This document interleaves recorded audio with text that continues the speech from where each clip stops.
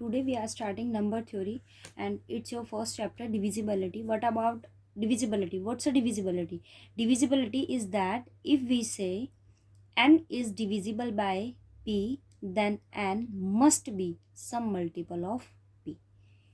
Suppose अगर मैं बात करूं आपसे कि मैंने आपको ये कहा कि आपके पास 4 जो है वो किससे डिविजिबल है, 2 से, because of you may be written as some constant multiple of 2. 4 is written as some constant multiple of 2 and this constant value is also 2. आप किसी भी नंबर को अगर ये कह रहे हैं ना कि वो किसी नंबर से डिविजिबल है, जैसे मैंने कहा कि n आपके पास किससे डिविजिबल है, p से, इट मीन्स आपके पास n की वैल्यू पक्का आप n को किस फॉर्म में रिड्यूस कर सकते हो, p इंटू सम n1. कोई भी नंबर अगर किसी नंबर से डिविजिबल है तो वो उसका क्या होगा, सम कांस्टेंट मल्टीपल होगा. या फिर आप ये कहिए किसी भी नंबर को किसी नंबर से डिविजिबल होने के लिए पक्का एक फैक्टर उसके पास एग्जिस्ट करेगा. अब बात करते हैं हम principle of mathematical induction. First of all आपके पास मैथमेटिकल इंडक्शन क्या होगा, आप 12th क्लास से पढ़ते आ रहे हो. हर मैथमेटिकल इंडक्शन आपके पास होता क्या है, हम कोई भी एक सेट लेते हैं, आप कोई भी एक सेट हम लेते हैं. लेट किया मैंने यहाँ कि मेरे पास कोई भी सेट क्या है, एस है.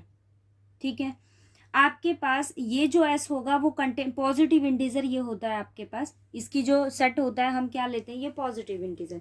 ये कंटेन करता है किसके अंदर, नेचुरल नंबर्स के अंदर. ठीक है, अब वो ये कहता है प्रिंसिपल मैथमेटिकल की फर्स्ट ऑफ ऑल कंडीशन ही क्या होती है, आप एन की वैल्यू को 1 सब्सटीट्यूट करते हो. इट मीन्स आप ये शो करते हो, फर्स्ट ऑफ ऑल आप 1 के लिए कंडीशन को शो करते हो और कंसीडर करके चलते हो कि आपके पास जो n है वो क्या है, बिलोंग्स टू s. देन क्या शो करना पड़ता है, n+1 is belongs to s. ठीक है, first of all principle mathematical की कंडीशन ही यही होती है कि आप फर्स्ट ऑफ ऑल क्या करते हो, 1 के लिए कंडीशन को ट्रू करते हो, n के लिए हम सपोज करते हैं और n+1 के लिए उसे क्या कर देते हैं, शो कर देते हैं. सो उस केस में आपके पास में वो उस कंडीशन को क्या कर जाता है, सेटिस्फाई कर जाता है. देखो फर्स्ट कंडीशन, आपके पास जो भी फंक्शन गिवन होगा आप क्या करोगे, उसको डिनोट करोगे किससे, pn से. ओके आपके पास कोई भी फंक्शन होगा, फर्स्ट ऑफ ऑल आप क्या करोगे, उसको डिनोट करोगे किससे, pn से. Then substitute n equals to 1. मतलब आप सेकंड कंडीशन में क्या करोगे, शो करोगे कि वो किसके लिए ट्रू है, जहां n की वैल्यू आपके पास क्या है, 1 है. सो pn क्या करेगा, pn is true for n equals to 1. फिर थर्ड कंडीशन में हम क्या करते हैं, लेट करके चलते हैं. Let pn is true for n और शो करते हो कि pn आपके पास ट्रू है किसके लिए, show that pn is true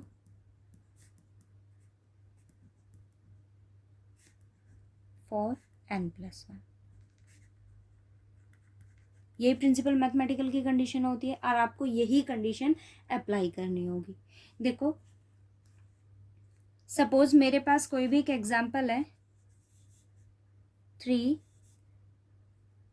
2n+2 minus 8n-9. आपको ये शो करना है कि ये नंबर जो है वो आपके पास क्या है, is divisible by 64.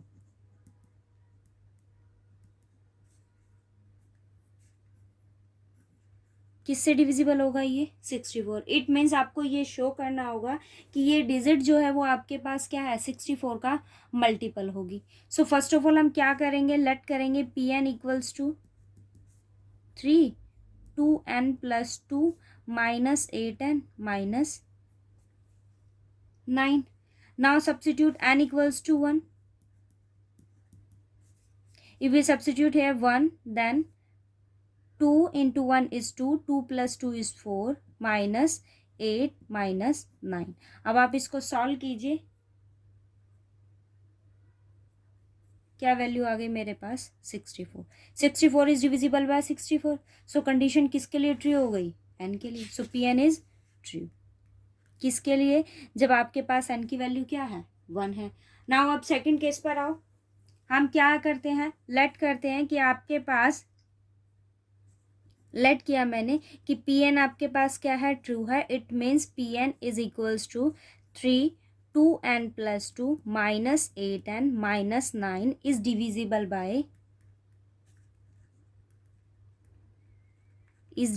Bye 64।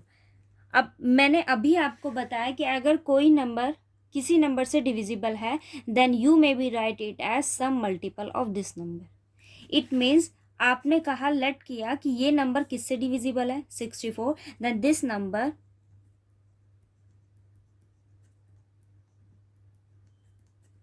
Is written as some constant multiple of 64। So मैंने क्या लिखा, this number is some constant multiple of 64। अब आप क्या करोगे, सब्स्टिट्यूट करोगे। एन को हम क्या करते हैं, पी एन प्लस वन के लिए शो करते हैं। सब्स्टिट्यूट करो, यहाँ एन को किससे रिप्लेस किया मैंने, पी एन प्लस वन से। एन को रिप्लेस किया एन प्लस वन से, सो 2n + 1 + 2 - 8n + 1 - 9। आपको ये शो करना है ये किससे डिविजिबल होगा, 64 से। सो उसके लिए आपको यहाँ क्या शो करना पड़ेगा कि ये किसका मल्टीपल होना चाहिए, 64 का। इट मीन्स आपके पास यहाँ जो भी टर्म बनेगी, या तो वो कम्प्लीटली डिवाइड होकर क्या बने, 64 बन जाए, कम्प्लीटली सॉल्व होकर। अदरवाइज आप उसको क्या लिखो, some constant multiple of 64। So solve करेंगे इसको। क्या है ये मेरे पास, 3 whole power 2n, 2 + 2 is 4 - 8n - 8 - 9। So you have 3 2n + 4 - 8n - 70। Okay, अब मैंने इसको किस फॉर्म में लिखा, 3 स्क्वायर, 2 मैंने कॉमन ले लिया, वैल्यू क्या हो गई, 3 होल पावर 2n + 2। ओके, ये क्या था, 2n + 4 है, सो मैंने उसको क्या लिखा, 2n 2 + 2, 2 को एज इट इज़ रखा और 2n + 2 मैंने एज इट इज़ रखा, ठीक है, -8n - 70।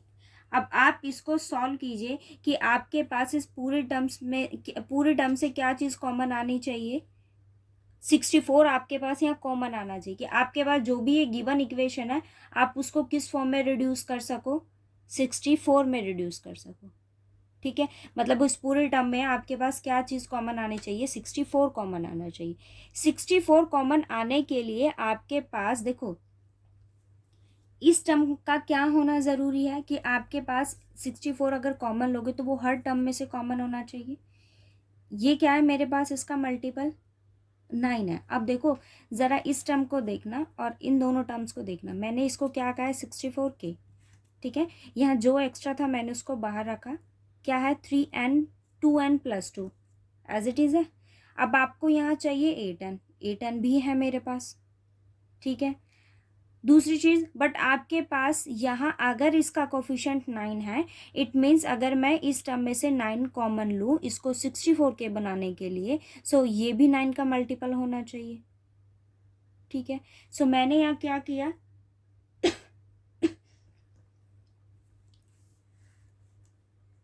72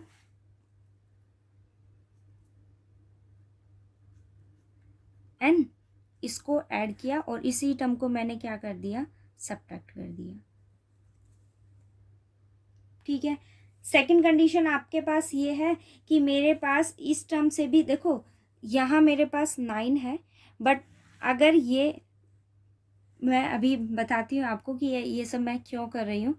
प्लस मैंने क्या किया, यहाँ पर 81 को ऐड किया और 81 को ही मैंने क्या कर दिया, सब्ट्रैक्ट कर दिया। अब आप ज़रा इसको सॉल्व करो, देखो 3 स्क्वायर है, ये 9 है, सॉरी 3 स्क्वायर आपके पास क्या हो गया, 9 इंटू क्या है, 3 2n + 2 -8n + 72n।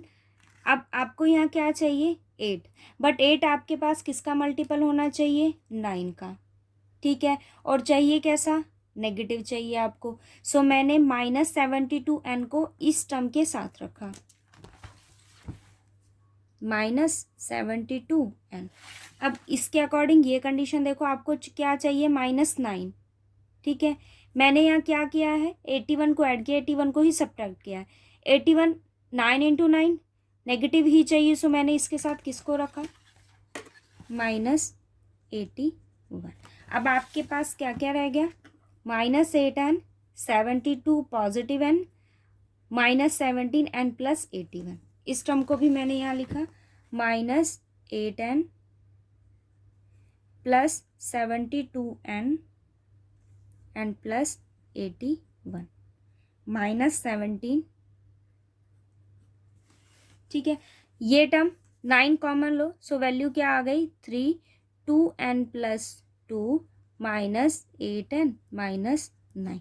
Left over terms क्या है, इसमें से इस टर्म को हम सब्ट्रैक्ट करेंगे तो वैल्यू आपके पास क्या आ गया 64n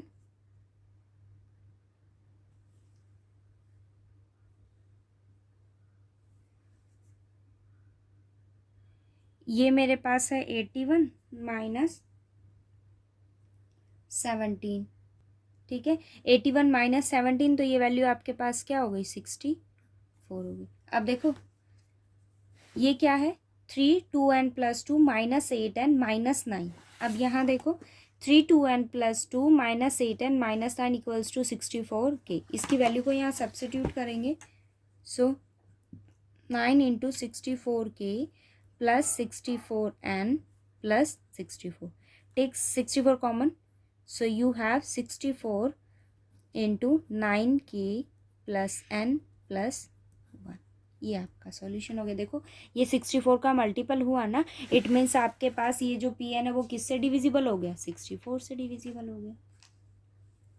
अब आप मेरी इस कंडीशन को समझो। देखो मैंने यहाँ क्या किया है, फर्स्ट ऑफ ऑल n को रिप्लेस करोगे आप 1 से, आप चेक करोगे उसकी वैल्यू क्या आती है, उसके लिए कंडीशन शो हुई मेरे पास। pn के लिए हम लेट करेंगे, सो लेट करने के लिए मैंने इसको क्या लिया 64k लिया।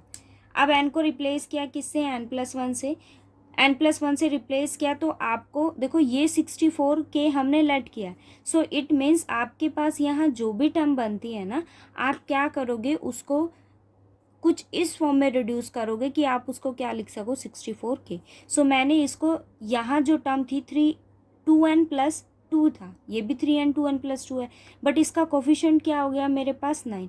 सो मैंने ऐसी टर्म बनाई जहाँ इस पूरे टर्म में से 9 कॉमन आ जाए और 9 इंटू मैं उसको क्या लिख सकूँ 64k। उसी अकॉर्डिंग मैंने देखो इस फॉर्म को रिड्यूस किया, कुछ ऐड और सब्ट्रैक्ट किया, जहाँ से कंप्लीट टर्म में से मैंने क्या कॉमन ले लिया 9, और जो बच गई थी टर्म्स उनको ऐड और सब्ट्रैक्ट करके क्या आ गया 64 आ गया। ये आपका सॉल्यूशन। इसको मैं किसी भी कांस्टेंट का अगर यहाँ p का नाम देती हूँ तो you may be write it as 64p, 64 into some constant multiple, it means आपके पास जो डिजिट है, ये जो डिजिट है वो क्या होगा डिविजिबल बाय 64 होगा, और यही आपको क्या करना था, शो करना था। ठीक है, इट मीन्स अगर मैं आपसे ये कहूँ कि कोई नंबर अगर आपके पास, अगर मैं आपसे ये कहूँ N integer,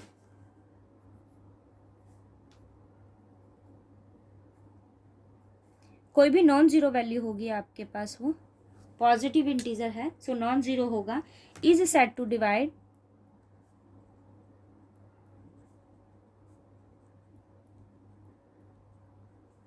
another integer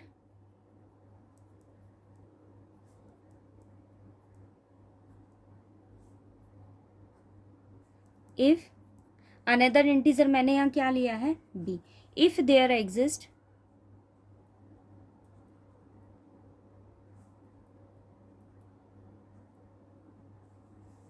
c such that, वो किस कंडीशन को सेटिस्फाई करेगा, b is equals to a into,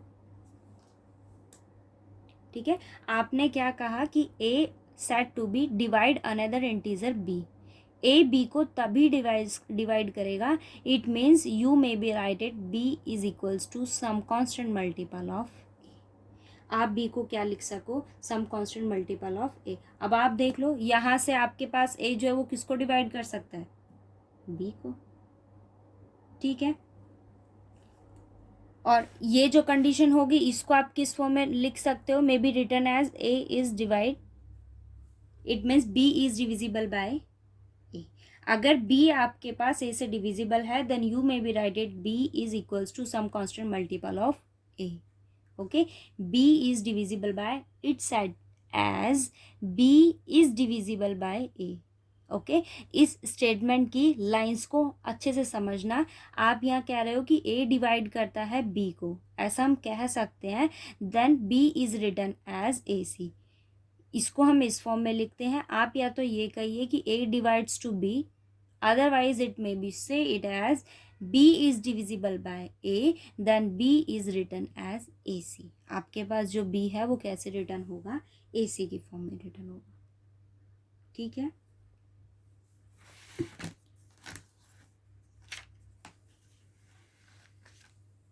और एक चीज़ और, अगर मैं ये लिख रही हूँ कि b is divisible by a, अगर मैंने इसको इस फॉर्म में लिखा है, सो इसका मतलब ये नहीं कि आप इसको ऐसे रिड्यूस करो, ये इसको इम्प्लीकेशन नहीं देता।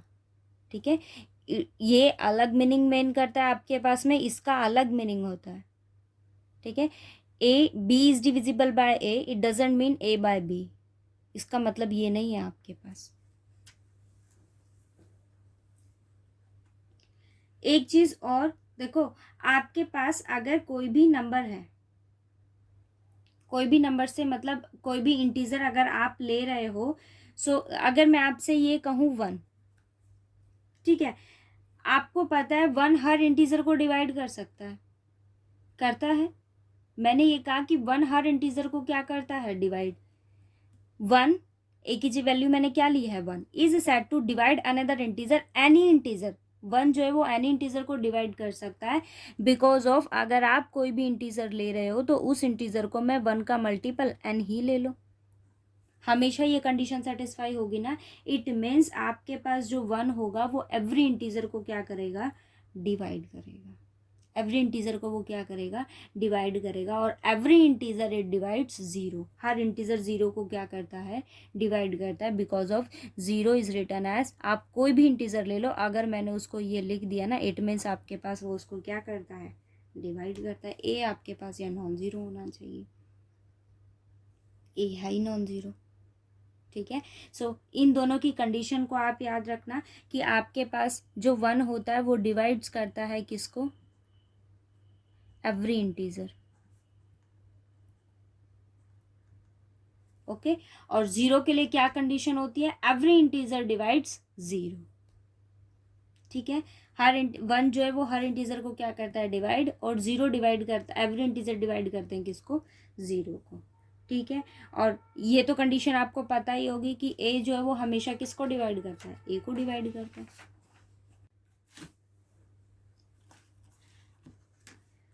ये डिविजिबिलिटी की डेफिनेशन है, इसको माइंड में फिक्स रखना, इसी के बिहाफ पे हम क्वेश्चन को सॉल्व करेंगे। ठीक है, इवन नंबर्स क्या होते हैं,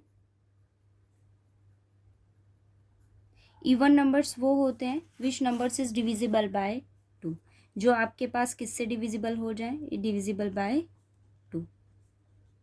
और अगर हम ओड नंबर्स की बात करें तो ओड नंबर्स के लिए क्या कंडीशन होती है हमारे पास, which is not divisible by 2, which is not divisible by 2, जो आपके पास 2 से डिविजिबल नहीं होगा, वो कैसे इंटीजर होते हैं, और अब आपको ये पता है अगर इवन इंटीजर है इट मीन्स वो किससे डिविजिबल होगा, 2 से। अगर वो 2 से डिविजिबल है it means you may be writed any number as some constant multiple of 2, अगर वो 2 से डिविजिबल है तो। और अगर वो नहीं है it means any number you may not be write it as some constant multiple of 2। Okay, so अगर आप किसी नंबर को कहते हो कि वो 2 से डिविजिबल है it means it may be write it as some constant multiple of 2। एक थ्योरम है आपकी बुक में, क्या कहता है देखो, the product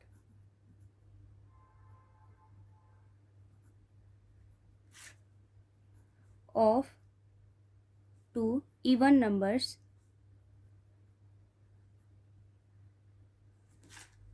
is also an even number।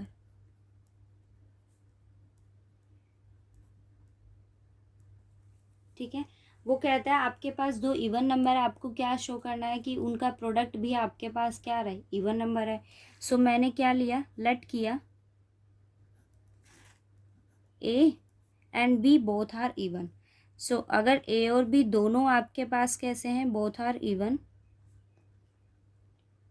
then A is written as some constant multiple of 2 and B is also written as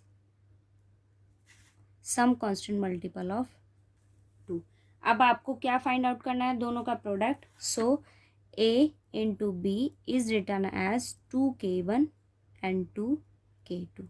So take 2 common, 2k1 and k2. Let क्या 2k1 k2 is equals to B. So A into B is equals to 2B. Some constant multiple of 2. It means दोनों का product आपके पास कैसा हो गया, even हो गया. Same condition के लिए अगर वो हमें ये कहे, देखो अगर आपके पास ओड नंबर्स हैं तो वो 2 से डिविजिबल नहीं होंगे. It means you may be write it as 2k+1. आप उस नंबर को ऐसे भी फॉर्म कर सकते हो, या फिर आप उसको क्या लिख सकते हो, 2n+1, 2m+1. इट मीन्स वो 2 का मल्टीपल तो होगा बट उसके अंदर क्या ऐड होगा, 1 होगा. सेम अगर आपके पास ये थ्योरम हो, the product of 2 odd numbers is also written as is also an odd number. वो भी आपके पास क्या फॉर्म करेगा, odd number. सो मैंने लेट किया A आपके पास क्या है, odd. सो odd है तो उसकी वैल्यू आपके पास क्या होगी, 2k1+1. B मेरे पास क्या है, odd. सो 2k2+1. अब क्या शो करना है आपको, दोनों का प्रोडक्ट कैसा होना चाहिए, और दोनों का प्रोडक्ट करेंगे A into B is equals to 2k1+1 2k2+1. आप दोनों का प्रोडक्ट कीजिए, 4k1 k2 2k2 2k1 and plus 1. 4k1 k2 2k2 2k1 plus 1. ये इंटीजर है आपके पास, मैंने यहाँ से क्या कॉमन लिया, 2. सो you have 2k1 k2 plus k1 plus k2 plus 1. अब आप क्या करोगे, इस इंटीजर को नाम दे दोगे किसी वैल्यू का. So 2m+1. A into B equals to 2m. और ये क्या है आपके पास, ओड है, where m equals to 2k1 k2 plus k1 plus k2. ठीक है. अब हम आते हैं नेक्स्ट थ्योरम पर.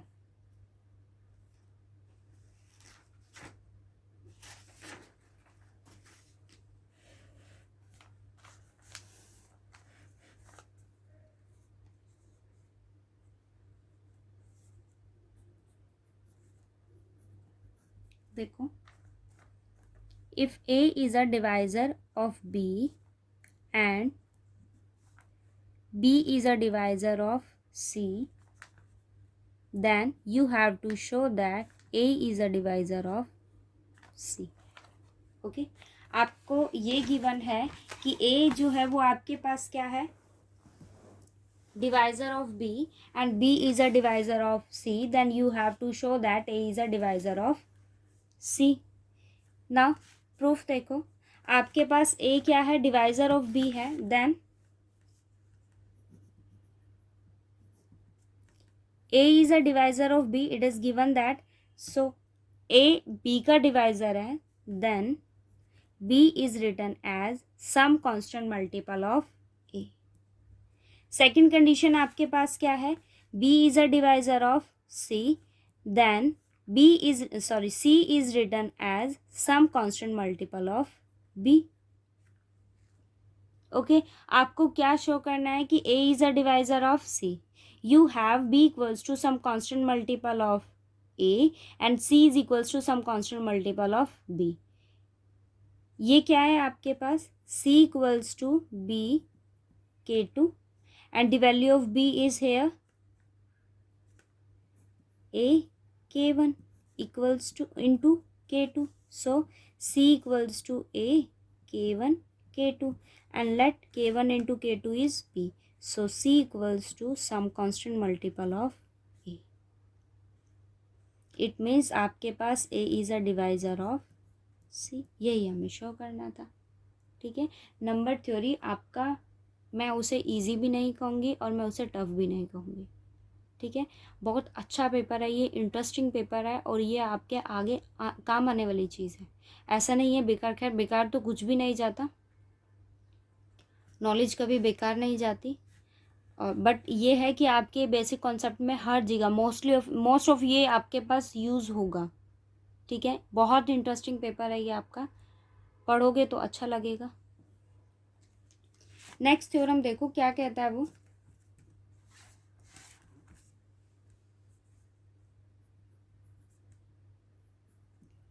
If A is a divisor of B and B is a divisor of A, then you have to show that A is equals to plus minus B.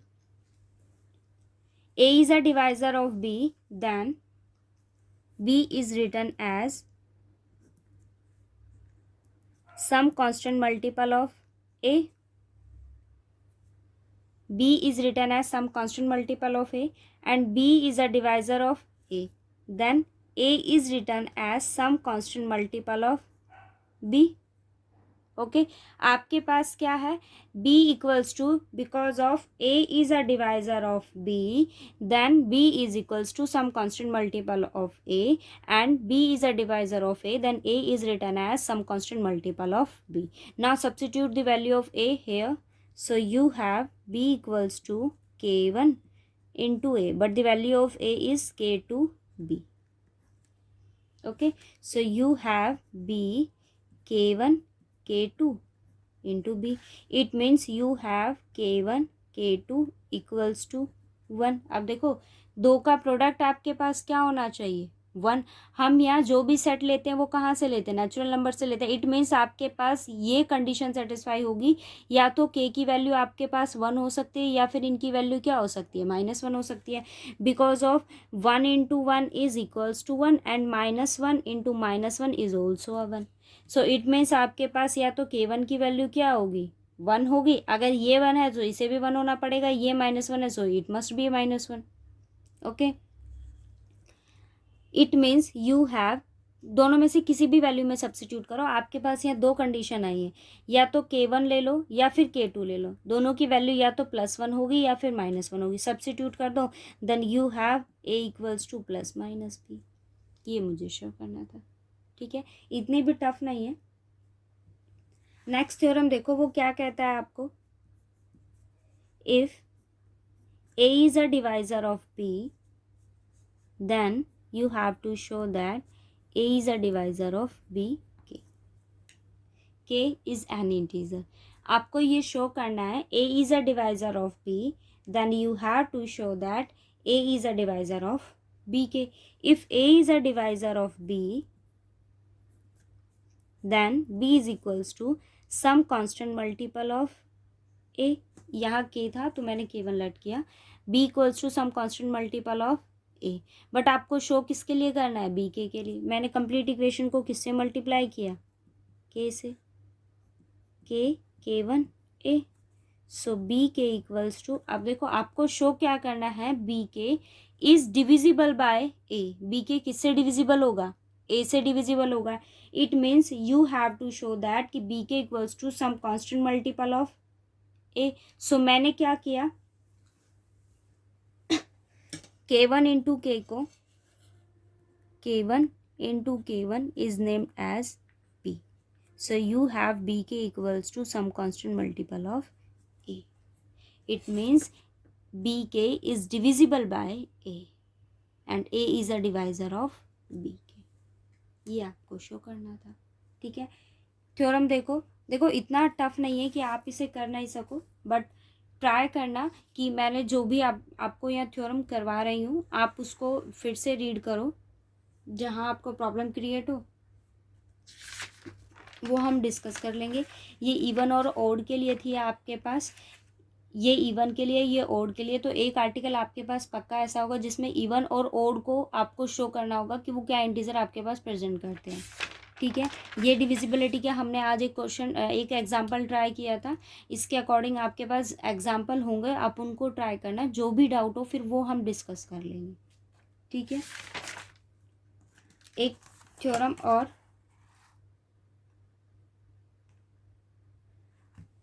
Article number 5, 6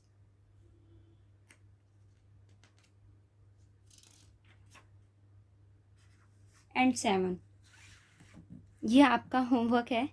article number 5, 6 and 7। Your next theorem is that the product of r consecutive integers is divisible by r factorial. You have to show that if you do product of r consecutive, what is a consecutive integer? Is that 1 2 3, मतलब जो आपके बस लगातार एक integer आते हैं उन्हें हम consecutive integers कहते हैं। -1 -2 -3 1 2 3 4 n+1 n+2 like this is divisible by R factorial. आपको क्या शो करना है कि वो किससे डिविजिबल होगा? आर फैक्टोरियल से डिविजिबल होगा। सो मैंने लेट किया कि मेरे पास में आर कॉन्जुगेटिव इंटीजर्स क्या फॉर्म करते हैं? n n+1 n+2 up to कहाँ तक लिया? n+r-1। अब r-1 से कंफ्यूज नहीं होना, ये क्या है? n, इट मीन्स n+0। अब काउंटिंग करोगे तो 0 इज़ 1 2 3 अप टू कहाँ तक है? r इंटीजर तक। ठीक है, अगर ये आप n+1 से बिगनिंग करते हो तो इंटीजर कहाँ तक लोगे? n+r तक। ठीक है, मैंने इंटीजर्स लिए, क्या लिया मैंने? आर कॉन्जुगेटिव इंटीजर्स लिए। फर्स्ट स्टेप आपका क्या होता है? आपके पास जो भी इंटीजर्स होते हैं हम उसको क्या लेट करते हैं? Pn। सो मैंने क्या ले लिया? Pn is equals to, and suffix में लिखो या वैसे लिखो, बात एक ही है, n n+1 n+2 up to n+r+1। r मैंने क्या ले लिए? कॉन्जुगेटिव इंटीजर्स ले लिए। अब आपको शो ये करना है कि ये किससे डिविजिबल है? आर फैक्टोरियल से डिविजिबल है। सो फर्स्ट ऑफ ऑल हम क्या करेंगे? क्या सब्स्टिट्यूट करेंगे? n equals to, first of all हम क्या करते हैं? वैल्यू को सब्स्टिट्यूट करते हैं 1। ठीक है, आपको क्या शो करना है कि आर कॉन्जुगेटिव है और वो किससे डिविजिबल होगा? आर फैक्टोरियल से। So here I am substituting R equals to 1। मुझे एन के लिए नहीं शो करना, मुझे किसके लिए शो करना है? आर कॉन्जुगेटिव इंटीजर्स के लिए। सो मैंने क्या किया? आर को 1 सब्स्टिट्यूट किया। Now substitute here R equals to 1। If you substitute here R equals to 1 then it become N. It means you take the integers n to n and this one is only single and this is n। Okay, R की value को अगर आप 1 substitute करते हो then you have 1 - 1 is 0 only n। इट मीन्स अगर आप किसी नंबर का प्रोडक्ट लिख रहे हो, इट मीन्स आपको क्या करना होता है? वहाँ n से लेकर आपको कितने इंटीजर लेने होते हैं? r, and r is n+r-1। If you substitute r equals to 1 then it become only a single integer n। अब आपको पता है कि Pn मेरे पास क्या है? 1। Pn की वैल्यू क्या है? n। r को हमने क्या लिया है? 1। और ये भी आपको पता है कि एवरी इंटीजर 1 डिवाइड्स करता है, एवरी इंटीजर को करता है ना डिवाइड। इट मीन्स ये आपके पास किससे डिविजिबल हो गया? Is divisible bye 1 factorial. किससे डिविजिबल हो गया? ये 1 फैक्टोरियल से। 1 से डिविजिबल है, 1 फैक्टोरियल से हो गया। आर की वैल्यू को आपने 1 लिया है, सो उसके लिए कंडीशन ट्रू हो गई। अब मैंने लेट किया कि देखो n के लिए हम लेट करते हैं और n+1 के लिए शो करते हैं। सो मैंने लेट किया कि n-1 के लिए कंडीशन को क्या करता है? सेटिस्फाई। n-1 का मतलब ये होगा कि आपके पास टोटल यहाँ कितने इंटीजर एग्जिस्ट करते हैं? कॉन्जुगेटिव r-1 इंटीजर एग्जिस्ट करते हैं विच इज़ डिविजिबल बाय, और वो किससे डिविजिबल हैं? r-1 है, it means which is divisible by r-1 factorial. ये मैंने लेट किया है कि आपके पास r-1 इंटीजर्स हैं और वो किससे डिविजिबल हैं? r-1 फैक्टोरियल से। अब आपको ये शो करना है कि हमने इंटीजर कितने ले लिए? r, और शो किसके लिए करोगे? r फैक्टोरियल के लिए। सो r इंटीजर है आपके पास। ठीक है, इट मीन्स अब देखो n- आपके पास मैंने क्या इंटीजर लिया? r-1। वो r-1 इंटीजर आपके पास कैसे फॉर्म करेंगे? n n+1 low, n+2 up to n+r-1, ठीक है। अब मुझे टोटल कितने इंटीजर लेने हैं, r इंटीजर लेने हैं। सो उसके लिए मैंने क्या कंडीशन ली, चेंज किया n to n+1, n to n+1। हमने किसके लिए कंडीशन मान ली, n के लिए कंडीशन मान ली कि n के लिए आपके पास कंडीशन क्या है, शो है। सो अब हम किसके लिए शो करेंगे, n+1 के लिए। आप n+1 इंटीजर्स लोगे, p(n+1) is equals to n+1 n+2 up to n+r। यही इंटीजर आपके पास होंगे। Okay, so p(n+1) is as it is. Now n+1 n+2, इससे जस्ट पहले वाला इंटीजर आपके पास क्या फॉर्म करेगा, n+r-1 इंटू n+r, ठीक है।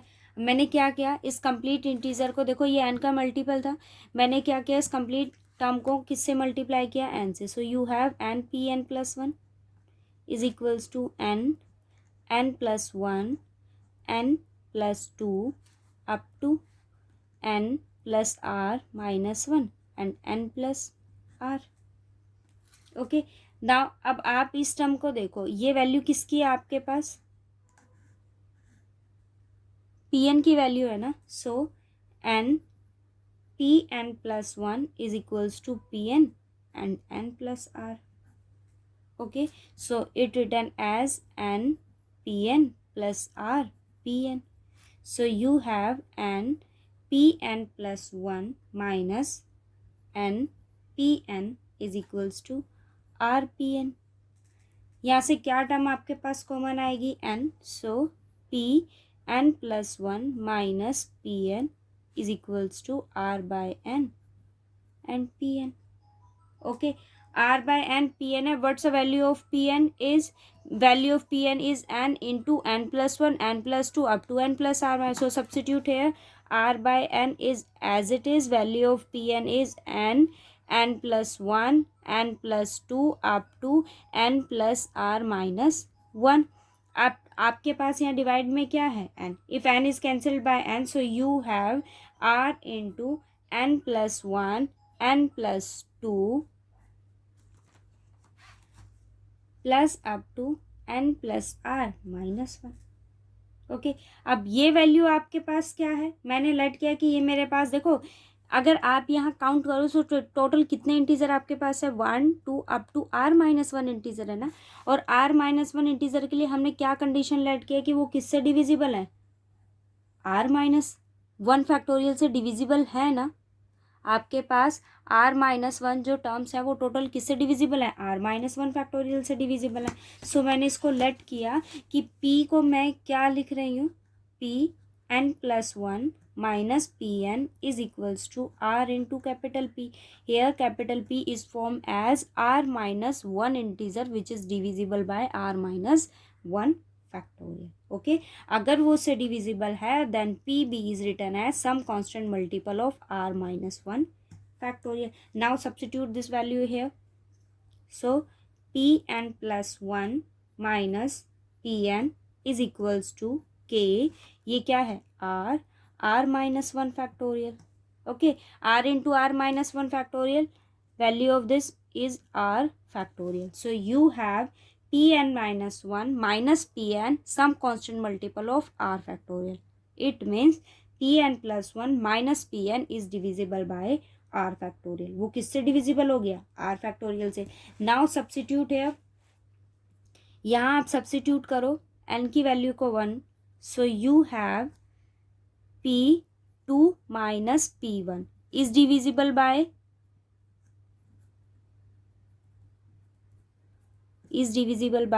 r factorial. आप ही ने कहा ना ये किससे डिविजिबल है, r फैक्टोरियल से, because this term is written as some constant multiple of r factorial. 1 substitute किया तो आपके पास वैल्यू क्या आ गई, p2 minus p1 is divisible by pr। But आप यहाँ देखो कि p1 की वैल्यू मेरे पास क्या है, if you substitute p1 1 2 3 up to r, अगर आप यहाँ वैल्यू सब्सटीट्यूट करते हो 1, then you have 1 into 2 into 3 up to R. Total R integer है ना, R factorial. It means R factorial is divisible by, obvious है आर फैक्टोरियल से divisible होगा. So you have P1 is divisible by R factorial. दोनों का सम करेंगे, देखो ये भी आर फैक्टोरियल से डिविजिबल है, ये भी आर फैक्टोरियल से डिविजिबल है, दोनों को ऐड करेंगे तो भी वो किससे डिविजिबल होगा, आर फैक्टोरियल से डिविजिबल होगा. दोनों का सम अगर आर फैक्टोरियल से डिविजिबल है, it means P2 minus P1 plus P1 is also divisible by r factorial. So P2 is divisible by r factorial. Okay, now substitute n equals to 2 in Pn plus 2 minus Pn. Pn plus 1 minus Pn. If you substitute n 2, then you have P3 minus P2. P2 is divisible. आपने ये substitute किया और आप इसके साथ क्या condition कह रहे हो, is divisible by R factorial. ये नंबर मेरे पास, ये डिजिट मेरे पास किससे डिविजिबल है, आर फैक्टोरियल से डिविजिबल है. It means Pn plus 1 minus Pn is divisible by r factorial. P3 minus P2 is divisible by r factorial. But P2 is divisible by r factorial. It means both of sum is also divisible by r factorial. So you have P3 minus P2 plus P2 is again divisible by r factorial. So P3 is divisible by r factorial. It means आपने यहाँ क्या क्या terms show करी हैं, P1 भी divisible are factorial से, P2 is also divisible, P3 is also divisible, up to continue करेंगे. So Pn is divisible by R factorial. वो किससे डिविजिबल हो जाएगा, आर फैक्टोरियल से. मोस्ट इंपॉर्टेंट थ्योरम है आपके पास, मैं फिर से रिवाइज करवा देती हूँ. आपको ये शो करना है कि आर कॉन्जुगेटिव इंटीजर्स हैं वो किससे डिविजिबल होंगे, आर फैक्टोरियल से. Pn मैंने लिया, ये कॉन्जुगेटिव इंटीजर्स हैं. टोटल मैंने कितनी टर्म्स यहाँ ली हैं, आर की वैल्यू को 1 सब्सिट्यूट करते हो, देन Pn इक्वल्स टू 1. किससे डिविजिबल होगा, 1 से. सो 1 के लिए कंडीशन ट्रू हो गई. r माइनस 1 के लिए हमने सपोज किया कि r माइनस 1 इंटीजर्स आपके पास किससे डिविजिबल हैं, r माइनस 1 फैक्टोरियल से. अब मैंने क्या किया, n के लिए आपके पास हो गई कंडीशन ट्रू. सो मैंने क्या किया, यहाँ सब्सिट्यूट किया n plus 1. So n plus 1, n plus 2 up to n plus r. ठीक है. अब ये क्या कहता है, n प्लस 1 था, मैंने यहाँ n से मल्टीप्लाई किया और इस टर्म को किस फॉर्म में रिड्यूस कर दिया, Pn में. ये टर्म एज इट इज हुई, दोनों टर्म्स को मल्टीप्लाई किया, इस टर्म को इधर लेकर आए, n को डिवाइड कर दिया. Pn से आप n को डिवाइड करोगे, सो ये वैल्यू मेरे पास आ गई. अभी टोटल कितने इंटीजर हो गए, r माइनस 1. और यहाँ हम लेट करके चुके हैं कि r माइनस 1 इंटीजर आपके पास किससे डिविजिबल है, r माइनस 1 फैक्टोरियल से. इट मीन्स दिस P1 मैंने इसको नाम दिया P का, और ये P आपके पास r माइनस 1 फैक्टोरियल से डिविजिबल है. So it return as k into r minus 1 factorial. It means आपके पास k की यहाँ वैल्यू सब्सिट्यूट करेंगे, so k into r minus 1 it become r factorial. So Pn plus 1 minus Pn is equals to k into r factorial. It means ये जो integer है वो आपके पास आर फैक्टोरियल से क्या हो गया, डिविजिबल हो गया. अब आप स्टेप बाय स्टेप पहले 1 सब्सिट्यूट कीजिए, 1 के लिए कंडीशन ट्रू हो जाती है. n की वैल्यू को यहाँ 1 सब्सिट्यूट करोगे, सो वो भी किससे डिविजिबल हो गया, आर फैक्टोरियल से डिविजिबल हो गया. ठीक है. फिर आप कंडीशन ट्रू करोगे, n की वैल्यू को यहाँ 2 सब्सिट्यूट करो, 3 सब्सिट्यूट करो, 4 सब्सिट्यूट करो. Every integer P1 P2 P3 up to Pn all are divisible by R factorial. और आपको शो भी ये करना था कि Pn जो है वो आपके पास किससे डिविजिबल होगा, आर फैक्टोरियल से डिविजिबल होगा. ठीक है. देखो क्या कहता है, शो दैट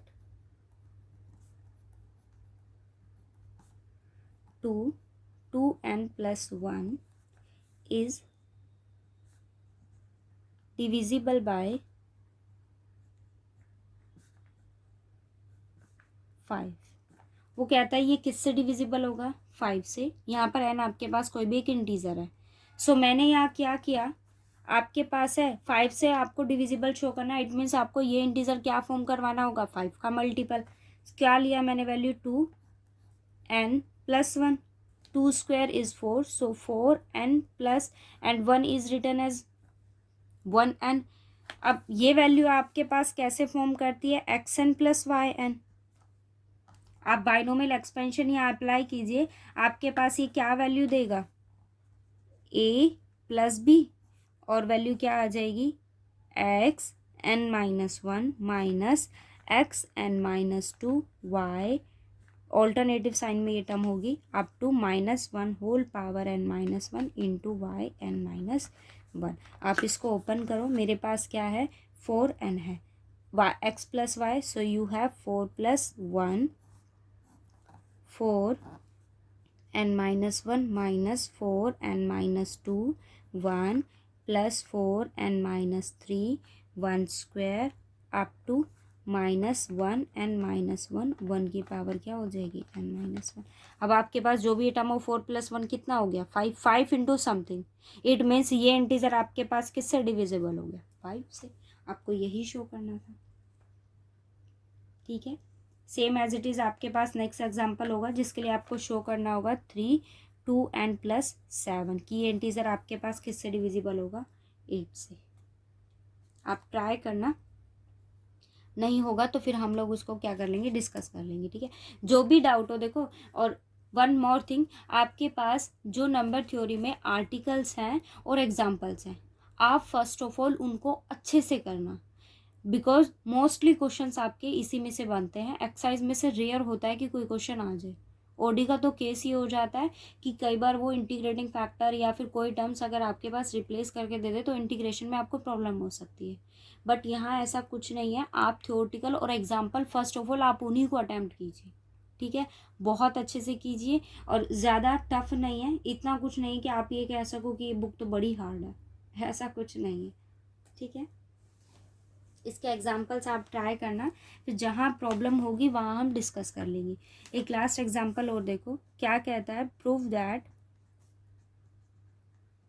एन इंटीजर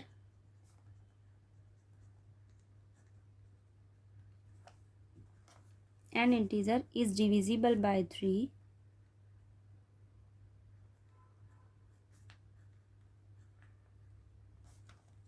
वो क्या कहता है, कोई भी इंटीजर आपके पास थ्री से डिविजिबल होगा if and only if and only का मतलब ये हुआ कि आपको कन्वर्स पार्ट भी इसका शो करना होगा, ठीक है। पहले एक कंडीशन लेट करो, दूसरी शो करो, फिर दूसरी लेट करो और फर्स्ट कंडीशन को शो करो। If and only if the sum of its integer, its digit is divisible by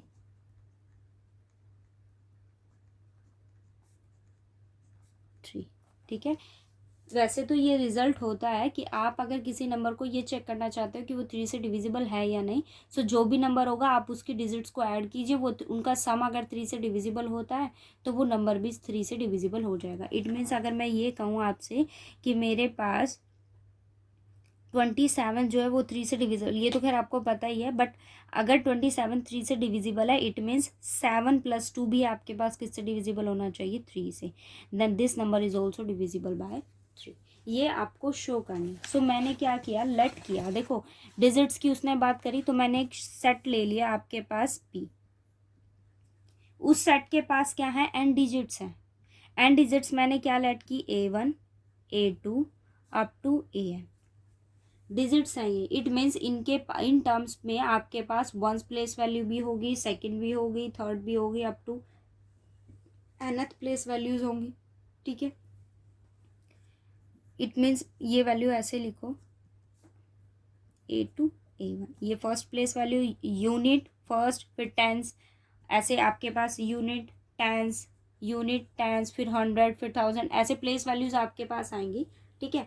अब मेरे पास ये पी इंटीजर है, उसने मेंशन किया है आपके पास, मतलब मैंने यहाँ लेट किया है कि आपके पास जो एन इंटीजर्स है, यूनिट डिजिट्स है ना, वो क्या है आपके पास, डिविजिबल है किससे, थ्री से।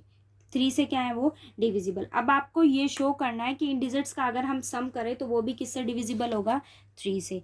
अब ये तो मैंने लेट कर लिया है कि जो आपके पास पी है वो किससे डिविजिबल है, थ्री से डिविजिबल है। अब आपको शो ये करना है, मैंने लेट किया कि एस आपके पास क्या है, इनका सम है। It means A1 + A2 up to आपके पास क्या है, AN।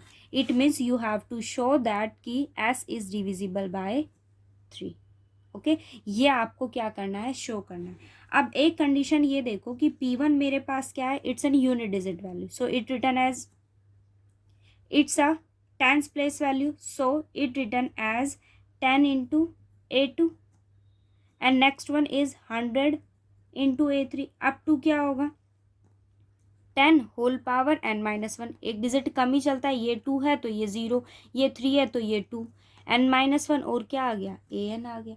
सो मैंने क्या रखा यहाँ A1 को एज इट इज क्या है 10 A2 है, so it return as A2 plus 9 A2 plus A3 100 है, सो इस वैल्यू को मैंने क्या लिखा 99 A3 अप टू आपके पास यहाँ क्या है 10 की पावर n माइनस 1 है, सो ये इस वैल्यू को हम कैसे लिख सकते हैं an एज इट इज़ रखा, और 9 जो आपके पास है वो कितने टाइम्स होगा n माइनस 1 टाइम्स, ठीक है।